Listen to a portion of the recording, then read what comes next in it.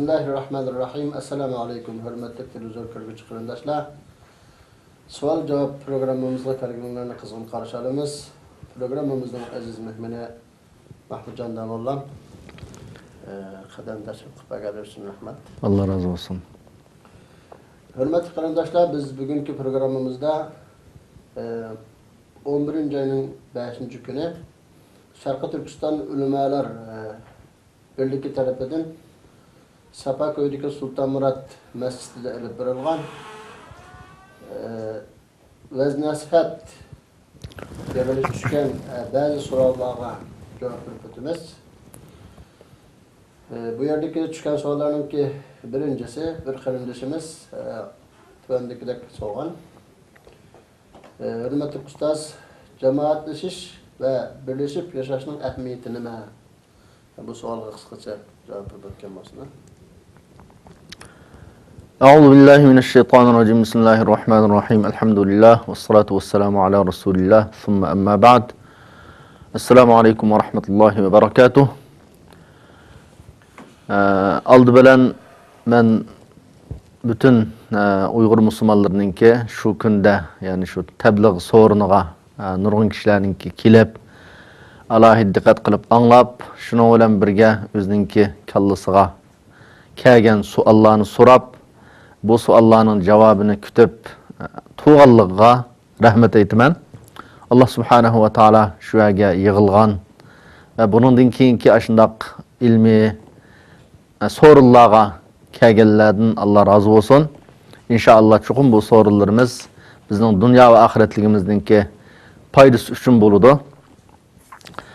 Bu sualga kelsak hamda birleşip yaşashninki ehmiyeti nima o yoki buningki paydası nima o desa, bu bugungi kunda ummat ajoyib ehtiyojli bo'layotgan, ummatninki umumiy islom ummatining beshiga kelgan xafalık, musibatlar, zulmlar asosligi bularning ichidagi birlikninki yo'qolib ketganligi sababidan, chechilang'uligidan kelayotgan mushundaq bir kunda yashab o'tibmiz.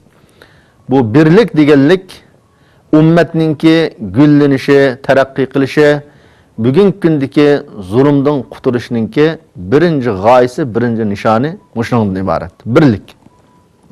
Şun Allah subhanahu ve taala Kur'an-ı Kerim'de neçe ayette Peygamber aleyhisselam özününki yol yoruq hadislerde, neçe hadiste bu birlikninki ne kadar ehmiyeti, muhimligi hakkında bütün Müslümanlara alahide yol yoruqlarını kaldırgan. Mesela Kur'an-ı Kerim qaraydigan bolsak, Allah subhanahu ve taala'nınki inne hazihi ummetukum ummeten vahide ve ana rabbukum fa'budun. Yani bir ayette ve ana rabbukum fattakun. Sizninki bilip qo'yinglar, chuqum sizning ummatinglar, yani islom ummati bu bir ummat. Şu mush birlikni joyida saqlash uchun, mush birlikni vujudga chiqarish uchun mendan qo'rqinglar. Yani bir ayette men ibodat qilinglar deb buyurgan. Demak, Allah subhanahu ve taala ummatni bir ummat sizlar dedi. Mush ummatning birligiga ta'sir yetkazadigan har qanday so'z, har qanday ish bo'ldi ekan, mush Allohdan qo'rqinglar degan mush buyruqqa xilof bo'lgan bo'ladi. Yani bir oyatda Allah subhanahu ve taala bu birlikninki ehmiyeti, muhimligini bayon qilib, "Va'tasimu bihablillahi jami'an wa la tafarraqu wazkuru ni'matallahi alaykum iz kuntum a'da'an fa'alafa bayna qulubikum فَأَصْبَحْتُمْ بِنِعْمَتِهِ إِخْوَانًا" deb bu ayette Allah'ın diniga, Allah'ın buyruqlarına sizlar mustahkam ching esranglar. Allah'ın buyruğunu icra qilishda qat'iy o'zaro ziddiyat termanglar, birisi bilan ixtilof termanglar deb ummatga, uningdan keyin Allah subhanahu va taolo islomdan ilgirki jahiliyat yashagan kishilarning ne kadar o'ttirisida ziddiyat, xafaliqlarning bo'lganligi, Allah subhanahu ve taala ularning o'zaro iman orqali, islom orqali ularning ahvolini, o'zaro munosabatini yaxshilaganligi. Demak, birlashinglar deb oqidillamcho iz kuntum a'da'an fa'alafa bayna qulubikum deganligi nima desa, sizlar jahiliyat zamonida islomdan ilgari mushundaq o'zaro birisi-biringizga dushmanlik qilatinglar, birisi-birisingizga adovat bilan, urushlar bilan yashaytinglar. Shuning uchun Alloh sizlarni birlashtirdi iymon orqali. Demak, qachoniki sizlar mushu jahiliyat zamonidagidek ashunda o'zaro adovatlashadigan, o'zaro dushmanlashadigan holatga qaytib qolsanglar-chi, ash jahiliyatdagi kishilarni tepilgan sifatdan bir sil tepilgan bo'lib qoladi. Şun bunun hazar eylanglar, dikkat qilinglar, Allah'dan qo'rqinglar deb buyurgan. Demek bu haqda hamda oyatlar, hadislar Peygamber Aleyhisselam'ın naiti jiq. Buna hozir Peygamber Aleyhisselam el-muslimuna kal yadil vahid deb aytgan sifatlagan hadislar var. Bir qo'lga o'xshaydi o. Taqi ihdahum al-ukhra deb birisi-birisini xuddi qo'l birisi-birisini qo'g'digandek Müslüman mı çoğu? Birisi-birisini qo'g'dish kerak. El-muslim akhul muslim la yuslimuhu ve la yakhdhuluhu. Bu haqda hadislar naiti jiq. Endi bu birlashishninki foydasi yoki ahamiyati, g'oyasi, nishoni nima desak, birlik deganlik ummatga yangidan hayotlikni bag'ishlaydigan bir yo'l bu.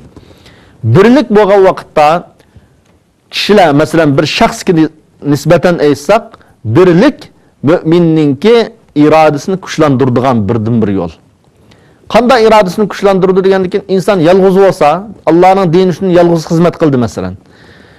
Yolg'iz yashasa cho'qim dushmanning ko'pligi bu musulmon kelayotgan xafalikning jiqligidan-cho suslab qoladi.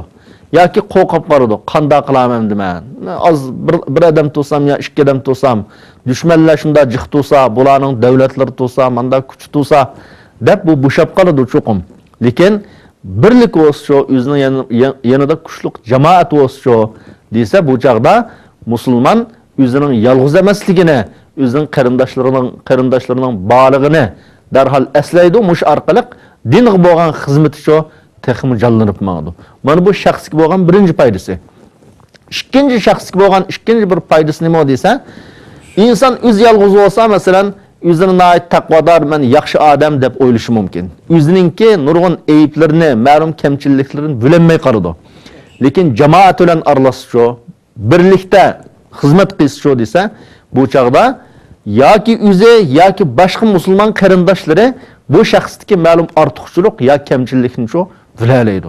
Mana buning tipik misoli masalan Peygamber Aleyhisselam'ın zamanında Peygamber Aleyhisselam masalan Salman radıyallahu anhu bilen Ebu Darda ikisini qarindosh qilgan.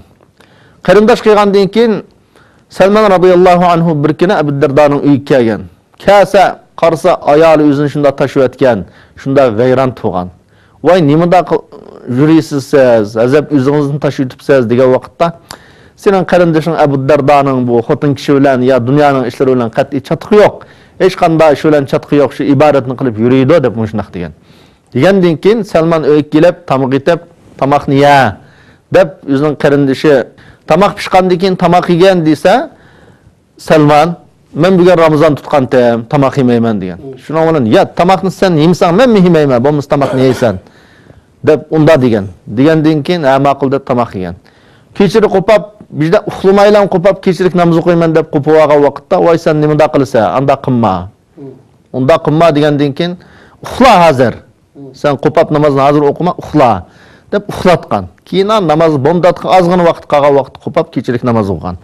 Mushuni qilib qolib, aytishcho Salman radhiyallohu anhu alohida yo'l yo'riq ko'rsatib, "Inna li badanika alayka haqqan va inna li zawrika alayka haqqan va inna li zawjika alayka haqqan wa'ti kulli zi haqqin haqqan" deb alohida shu sening o'zingning badaningning sening ustingda haqqi bor. O ibodat qildim deb unda charchitib badaningni o'zingni tugashtirsang bo'lmaydi. Sening miyminingmi sening gadingda haqqi bor. Sening oilangning sening gadingda haqqi bor. Har qanday haq egasiga o'z haqqincha joyida bersan bo'ladi deb mush nasihatni qilgan. Qilib keyin Payg'ambar alayhisolamning yoniga borib, mushunda gap qildi deb degan vaqtda Payg'ambar alayhisolamcha rost gap qilibdi deb tasdiqlagan. Demak, mush ishga Abu Darda aslcha o'zini shu har doim Ramazon tutish orqali, kechir uxlamay namoz o'qish orqali o'zining nayt o'zini taqvodor, tabiiy holda taqvodor bir katta sahoba. Lekin taqvodorlikni qildim deb o'zining gadindagi ado qilish tegishlik nurg'un haqni ado qilmagan yoki qilolmagan. Lekin Salman bilan qarindosh bo'lganlik tufaylidan Salman radhiyallohu anhu ko'rsatib qo'ygan. Ko'rsatib Manda qilsang, ma texmi yaxshi deb Rasululloh deganiki Rasululloh buni shu iqror qilgan. Mana bu jamoatlashishning bir foydasi bir shaxsga nisbatan. Jamoat ichida yashagan odam o'zining hatto ibodatlarida to'g'ri xatosini aniq bilalaydi, to'g'ri xatosini bilalaydi. Yana birga masalan o'zining talantlari bo'lsa, masalan iqtidori bo'lsa, buni oshkorlaydi. Jamoatlish masalan bir odam yolg'iz yashasa, u o'zining yolg'iz yashagan vaqtda qanchalik iqtidorining borlig'ini, nima ishni qila oladiganligi, nima ishni qila olmaydiganligi bilinmasligi mumkin. Lekin jamoatlashgan vaqt shu desa, musulmonning qanday iqtidorining borlig'i oshkor bo'ldi. Buning masalan tipik misoli, yani Salman radhiyallohu anhuning misol keltirsak bo'ladi.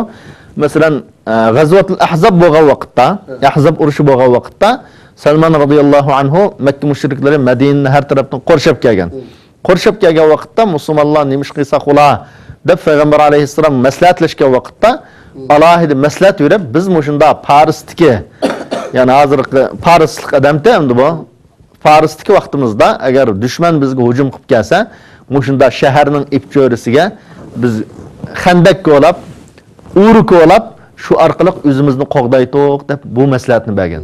Bu maslahatni bergandan keyin ha bu yaxshi fikr ekan deb payg'ambar alayhissalom sahobalar bilan birga Madinaning odam kiralaydigan ikki tarafiga alohida shu uri qo'lab mushriklar shu orqali kelinmagan.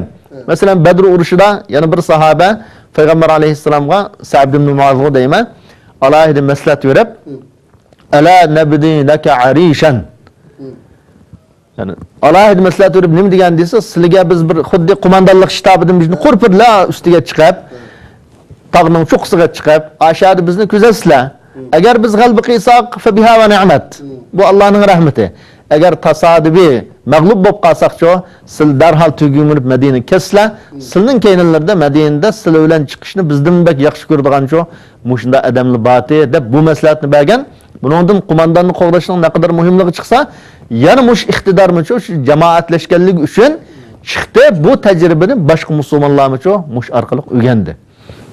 Yani jamoatlashgan odam yani jamoat ichida dunyo va oxiratlik nurg'un foydaga erishiladi. Bu o'zininki shaxsiy va ortiqchiligi bo'lsa buni chiqirdi. Masalan, Abu Zar radhiyallohu anhuning yana bir voqealigi bor masalan. Inson degan ba'zi vaqtda xatolashib qoladi. Bu voqealikda hadisni rivoyat qilgan ravi deydi, bir kuni men Abu Zarni qarasam ketyapti, o'zining usturimi o'xshash bir kiyim, xizmatchisining usturimi o'xshash bir kiyim bor deydi. Shuning bilan odatda xo'jayin bilan xizmatchi o'tirisida shu kiyim-kechakni farq qiladi kishilarning hayotida. Shuning bilan bu o'xshash kiyimni kiydirib qo'yapti ya bu o'zining xizmatchisigami deb hazab bu sizlar bu o'zlarim o'xshash kiyim kiyiblar, xizmatchilarga o'xshash kiyim kiydiriblar. Nima ish bu deb shunda desa, Abu Zar javob beribdi ekan. Ben bir kuni bir sahabini onasi bilan qo'shib shu ayiblagandim, yani onasini tilg'alib turib ayiblagandim. Ayiblasam payg'ambar alayhissalom innaka imruun fika jahiliya. Senda bunda jahiliyatning bir sifati va odam ekansan. Ixvanakum xawalakum. Yani bu xizmatchi deganlik sizninki xuddi qarindoshlaringlar bo'lar. Sizning qullaringlar, sizning qarindoshlaringlar. Unda bo'lgandan keyin sizlar nima yeysanglar shundan yegizinglar, nima kiysanglar shundan kiygizinglar deb Rasululloh mushunda degan. Shu sababdan-cho men nima yeysam shuni yegizaman xizmatchimga, nimani kiysam shuni kiygizaman deb alohida bu o'rtaq yuzdagi bir kamchilik hamda bir sahobini tillab qolganligi, onasini tilg'alab, bu bir kamchilik. Mush kamchilikni shu jamoatlashmagan bo'lsa, payg'ambar alayhissalom bilan birga turmagan bo'lsa, albatta bilinmaydi. Lekin jamoatlashishning sababidan bu kamchilikni bilib, undan keyin tuztibcho keyingi hayotida hamda nurg'un g'albalarni qo'lga keltirgan. Shundaqla jamoatlashishning yana bir foydasi hamda bu jamiyatga bo'lgan foydasi, masalan, shaxsiy qartami izlab kelsak nurg'un chiqadi. Jamiyatga bo'lgan foydasi birinchi bo'lib nimani foyda beradi desa, Allohning yordamining tushishiga sabab bo'ladi. Allah subhanahu va taolaning yordami chuqum jamoatlashga vaqt tushidi. Nima uchun desa, Allah subhanahu va taolo Qur'oni Karimda, payg'ambar alayhisalom hadisda jamoatlashishga buyurdi. Birlashib din uchun xizmat qilishga buyurdi. Bu birlik bo'lmasa, ziddiyat bo'lsa, o chaqda chuqum Allah subhanahu va taolaning yordami tushmaydi. Allohning yordami Allohning buyrug'ini ijro qilganda ondan tushadi. Payg'ambar alayhisalom hadisda masalan Yadullahi ma'al cema'a. Allah'ın kulu cemaat bilen digine hadisinin nimesi Allah'ın yardımı, kolluşı cemaat güçüdür o. Yani bir hadiste inne şeytana ma'al vahid ve huve minel ithneyni eb'ad men arada behbubetel cenneh fel yelzemil cema'a. Şeytan bir adam bilen yani insan yalğız qalğandı çoğu yalğız qalğan adamın şeytan azurdu. İkinci adamdın yani ikkeden bolup qalsa şeytan bu iki adamdan jirak. Qandaq bir adam cennetning eng yaxshisi abzilni xalasa cemaatni lazım tutsun, cemaat bilen birga ço yaşsun degan. Emniyetni biz hayatımız qaraydigan bolsak, masalan, men aşında anıldım hem de Allahu a'lam, müşarik adamlardan aldım. Bizning adamlardan masalan Safaköy ya Zeytinburun Uyg'urlar cemaate, Uyg'urlar jiq yada bir xil shaklda ayollar va islomiy kiyim bilan masalan chiroyli yurgan bo'lsa, ma Uyg'urlar yo'q yadi-cho Anqaraga vardı ya başka bir yer oynag'ini vardı mesela. Anda yerga varganda başqacha yuradigan, başqacha ishlarni qiladigan ahvol bor ekan. Bu nima desa, mavadicho. Mavadicho desa, ma Uyg'urlar meni ko'rib qaradi, Uyg'ur jamoati. Ko'rib qalsa meni yuzim tushib ketadi deb. Jamoatning sababidan shayton buni azdiramidi. Jamoatning kuzitishidan qo'rqibcho shaytonning kayniga kirmidi. Lekin adın o'z yolg'iz, haq yo'maydigan yerga vargandicho, andan bu şeytanın kayniga kirib ketdi. Mana bu mu Allah subhanahu wa ta'ala'nın yardımınınki cemaat kelishi hem şahsınınki ezib ketmasligi uchun mucho cemaatlashish alohida muhim bir xizmatim. Buningdan boshqa mu yani nurg'un Allah'nınki yardımı, g'albisi, ittifoqlik, cemaatlash bilan keldi desak. Bu nayet to'g'ri bo'ladi. Chunki biz tariximizni qaraydigan bo'lsak, musulmonlarning umum tarixiga Müslümanlar g'alba qilgan vaqt ichki ziddiyat tuggan vaqt. Qachoniki ichki ziddiyat tugab, dushmanga, zolimga o'rtaq qarshi turgan vaqtda musulmonlar g'alba qilgan. Buningdan masalan bir misol keltiraman tarixdan. Masalan, islom zaminiga yangidan zamin qushlab fatih qilingan davr asosliq Umar roziyallohu anhuning davri, Abu Bakrning davridan bo'lgan radhiyallohu anhu. Umar roziyallohu anhuning davrida jiq bo'lgan, Osman roziyallohu anhuning davrida-cho bo'lgan, anda jiq bo'lmagan. Keyin Ali roziyallohu anhuning davriga kelgan vaqtda 4 yildak xalifa bo'lgan Ali roziyallohu anhu, katta sahaba. Katta sahaba, jannat bilan bishorat berilgan sahaba, xulafa-ur roshidin deb nomga erishgan sahaba, 4 xalifaning biri. Lekin ashunda turib şu Ali radhiyallohu anhu'nun davriga kelganda musulmonlar qaytadan nayeti ziddiyat kuchayib ketgan. Ichki xafalık jiq bo'lib ketgan. Mushunda bo'lg'achqa shunda katta sahaba turib shu davrda islomga yangidan qo'shilgan zamin nayet az. Burunqilar selishtirgan vaqtda hatto Ali radhiyallohu anhu'nun gapi bor. Burunqil manda baturti andati mandati degan vaqtda burun xalifalar ani qilgan, mani qilgan, sen qilamading degan vaqtda nima degan desa, burun xalifaning askari mendek adamdim. Yani men şu burunqi Osman, Abu Bakr, Umarning askari mendim. Xizmatchisi mendim. Sizlar mening xizmatchim. Yani bugungi kunda sildek adamlar, sildek fitnaxo adamlar, ziddiyat berib yuradigan odamlar mening qo'l ostimdagi askar bo'lib qolgachqa, shu men g'alaba qilaman deb ashuna degan. Demak, ashuna katta xalifa turib, lekin musulmonlar ichidagi birlik yo'qolganlikning sababidan shu alohida din dushmanlari bilan bo'lgan kurash nayeti az yoki g'alba az, lekin nurg'un tirishchanlik, nurg'un qon shu chaqda o'zaro musulmonlar qatorida to'kilib ketganligi uchun alohida zo'r g'alba bo'lmagan. Undan keyingi xulafa-ur roshidin deb atalmagan masalan xalifalar va Abdulhakim ibn Marwan deymiz, keyingi davlatlar, nurg'un davlatning masalan davlatlarningki qo'l ostida nurg'un yangi zaminlar qo'shildi masalan islom zaminiga. Osmonlarning davrida qo'shildi nurg'un o'rinlar. Nima uchun desa, davlatda birlik bor. Davlatda musulmonlarda birlik bor. Shunda bo'lg'achqa nurg'un g'albini qo'lga keltirgan. Bizning tariximizga qarasak shu, bizning tariximizda qachoniki xalq birlashib umumiy yurtni bir hokim qo'l ostida tutgan vaqtda zolimlar buzib ketmagan. Lekin qachoniki bizning Qashqarda bir hokim, Yakanda bitsa, Xotanda bitsa, Kuchada bitsa, mushunda chuvalchaq hokimlar, amirlar paydo bo'libdi. Undan keyin zolimlar bizni buzib ketdi. Shuning uchun biz Sharqiy Turkiston xalqi hamda qachoniki hozirgi zulmdan, ishkencedan, qiyinchiliklardan qutulimiz deydi ekanmiz. Tashkilotlar olsun, kishilar o'tirisida bo'lsin, birlashish, ixtiloflashmaslik kerak deganni. Tabii. Qachon u insonni hamda bir deb qo'yishga tegishlik bir nuqta. Sizlar men bo'lmaylar. Men sizlar bo'lmayman. Chuqur bizningki ata-onamiz boshqa, masalan, ba'zi mijozlarimiz o'xshamaydi. Nurg'un tarafdan inson degan bilan o'xshamaydigan tarafi bor, ammo barmoq 7 milliard inson bo'lsa, hech kimning bilan o'xshamaydi. Bu Allohning qudrati. Shunda o'xshamaydigan qilib yaratganligi. Lekin biz buyuk g'oyalar va dinning umumiy hukmlari mushunda buyuk g'oyalar ustiga qurilgan. Mush g'oyalarni vujudga chiqarish uchun, amaliylashtirish uchun cho'qim biz cho'ng ishildi, cho'qim birlashishimiz kerak. Bizning ba'zi shaxsiy fikrlarimiz, shaxsiy iddialarimiz, shaxsiy tushunchalarimiz bir tarafda qolib qolsa bo'laverdi. Uningda hech qanday ziyon yo'q.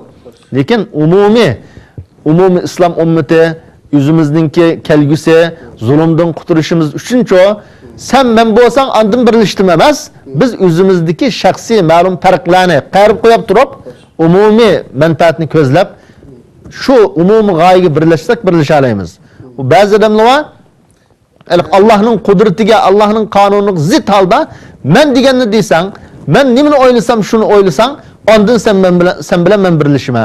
Bo'lmas birlashamayman. Bu Allohning qonuniga zid ish bu. Shaxsiy manfaatimizni, o'zimizning ko'z qarashlarini ummatning, millatningki manfaatidan ustun ko'rmaslik kerak. Tabii. Endi oxirisida bu vaqtda bir deb qo'ydigan gap, nurg'un odam hammamizdagidek Allohni yaxshi ko'ramiz, Allohning payg'ambarini yaxshi ko'ramiz, din uchun chiqdik deymiz. Nurg'un hijrat qilib chiqqanlarmi shunda deydi. Biz eg'izimiz bilan o gapni deb qo'yganlik bilancho eg'izimizdagi gap boshqa, amaliyatimiz boshqa bo'lib qolsa, biz munofiq o'xshash bo'lib qolamiz. Allah Qur'oni Karimda necha oyatda buyuryapsa, Payg'ambar alayhisalom necha hadisda kunu ixvana deb buyuryapsa, qarindosh bo'linglar deb. Men hijrat qilib chiqqan, men manda odamdim deb. Undan keyin yana o'zimiz xohlagan yer dasab, o'zimiz xohlagan yer mingib yursakcho, ma eg'izimizdagi quruq davo bo'lib qoladi. Allah Qur'oni Karimda va ma kana lil mu'minin va la mu'minatin idza qadallohu va rasuluhu amran ay yakuna lahumul khiyaratu min amrihim. Demek mümin ayolga nisbeten Allah bir buyruqni qilsa, Allah'ın peygamberi buyruqni qilsa, onundan keyin şu buyruqni anlab turib, şunu bilib turib, men xohlaganimni qildim deb tanlash haqqi yo'q deydi. Tanlash haqqi yo'q, Allah'ın buyruğunu icra qilish kerak bu mümin bo'lgandan keyin. Mümin bo'lashdan burun, musulmon bo'lashdan burun bunun küfrün tanlashi yoki musulmon bo'lish bu chaq tanlash ixtiyori bor. La ikraha fid din. Bir adamni Allah Qur'on qilishini tanlab turib, mümin bo'lsa, bo'lmasa kallarni olaman deydigan ish yo'q. Bunda majburlash bo'lmaydi, lekin ixtiyorlik bilan kirdik bu dinga. Kirgandan keyincho Allah necha oyatda innamal mu'minuna ikhwa da'vassa. Wa'tasimu bihablillahi jami'a da'vassa. Warka'u ma'ar raki'in. Ruku qilin, namoz o'qinglar bilan birga namoz o'qinglar. Sajda qilganlar bilan birga qilinglar. Mu'minlar degan manda qarindosh da'vassa. Payg'ambar alayhisalom necha hadisda buyuryapsa, yadullohi ma'al jamaa degan tursa. Yanamda men xohlagancha mang'itim deyishning o'zicha Allah subhanahu va taolaning oyatiga zid emas. Qandaq bir odam Allohning rasuliga asi bo'ldi ekan, bu ig'ir zo'r darajada ezib ketgan bo'ldi. Ozg'un odam bu deydi. Shuning uchun biz umumiy ummatni, umumiy Uyg'ur xalqini, Uyg'ur musulmonlarini men musulmon deydi ekan, men Uyg'ur deydi ekan, birlashishga chaqirish, birlashish bu hammamizningki buyuk g'oyasi, nishoni bo'lishi kerak. Haqiqiy yaramliq musulmon bo'lish uchun. Agar bunda bo'lmasakcho, og'zimizdagi quruq da'vo bo'lib qoladi. Men manda musulmondim, men manda hijrat qilib chiqqandim deb, ya'ni biz-bizimizni yaratmay, biz-bizimizning keyinni g'ajlab manda yursakcho, bizning eg'zimizdagi gap boshqa, amaliy qilayotgan ishimizcho boshqa bo'lib qoladi. Alloh hammamizni birlashishga, o'rtaq bir nishon g'oyaga kelishga nisib qilsin. Rahmat. Hurmatli televizor ko'ruvchilar, bugungi savol-javob programmamizda bizning masjid va boshqa o'rinlarda ilib borgan yig'ilishlarimizda jamoatlarimizdan tushgan savollarning ba'zisiga javob berdik. Qolganlarga inshaalloh bundan keyingi suhbatlarimizda javob beramiz.